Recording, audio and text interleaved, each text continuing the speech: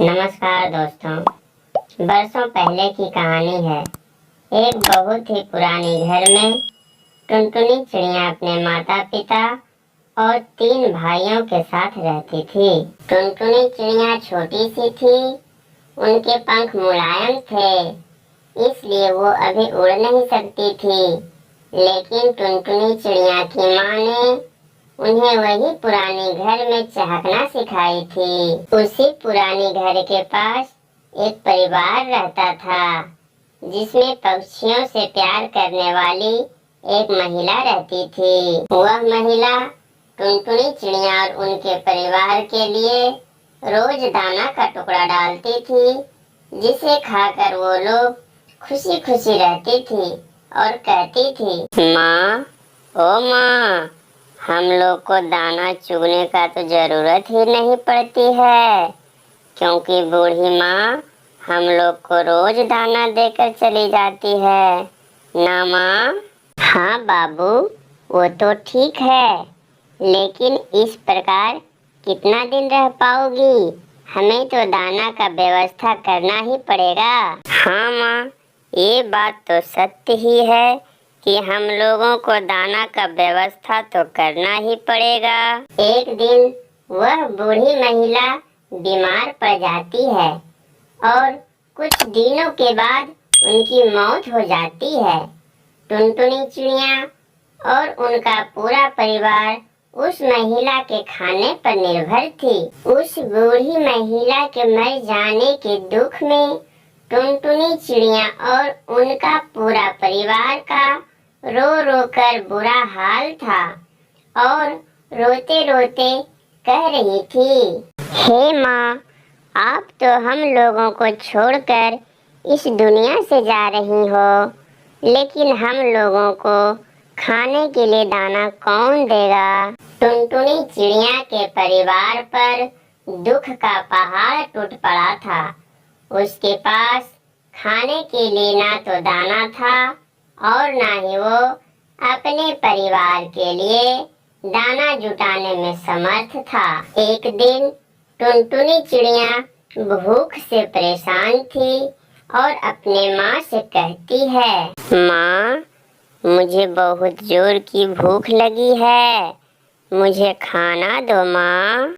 यह सब कुछ देखकर टुनटुनी चिड़िया के पिता ने कीड़ा का शिकार करने का फैसला किया और वहां से कीड़ा को शिकार करने के लिए चल दिया।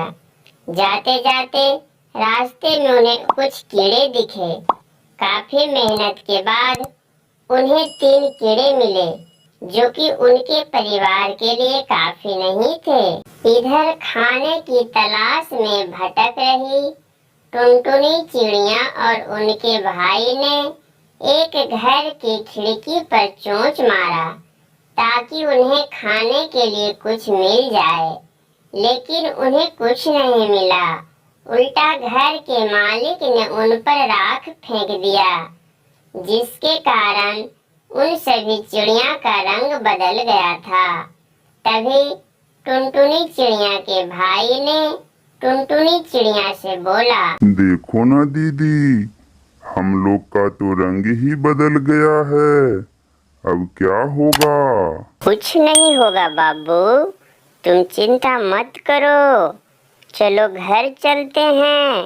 घर जाकर हम लोग अपने अपने शरीर की सफाई कर लेंगे। उधर काफी तलाश करने के बाद टुनटुनी चिड़िया के पिता को एक ऐसी जगह मिलती है जहाँ काफी संख्या में कीड़े थे।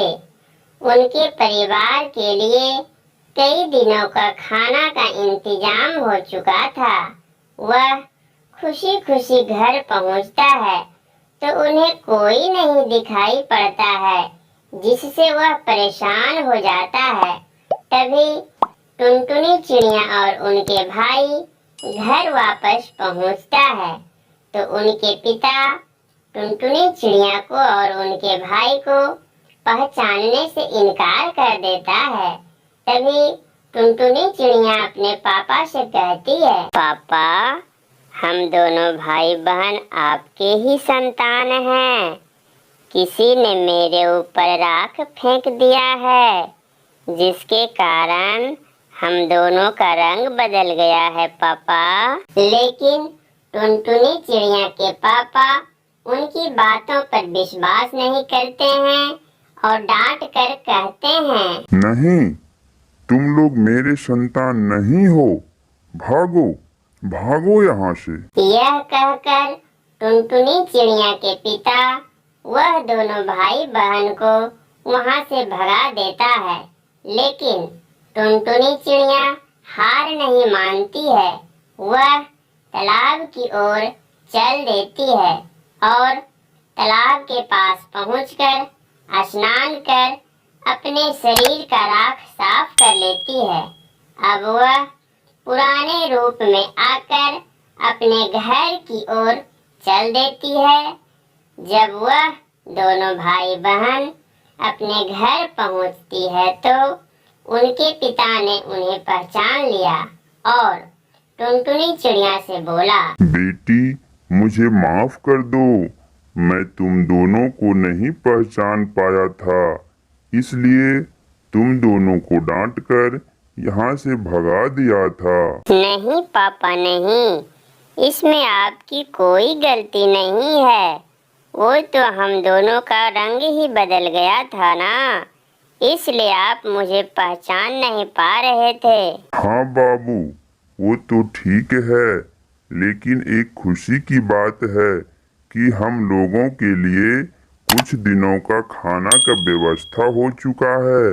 देखो हम सभी के लिए कीड़े पकड़ के लाए हैं। अब सब मिलकर खुशी खुशी एक साथ रहने लगे थे। अब उनके पास खाने की कमी नहीं थी। दोस्तों, हमें इस कहानी से यह सीख मिलती है कि कभी भी किसी पे पूरी तरह निर्भर नहीं रहनी चाहिए। हमें खुद से मेहनत करके अपनी जरूरत की चीजों की व्यवस्था करनी चाहिए। इस प्रकार के और मज़ेदार कहानियाँ देखने के लिए हमारे चैनल राज संग कार्टून को सब्सक्राइब करें। धन्यवाद।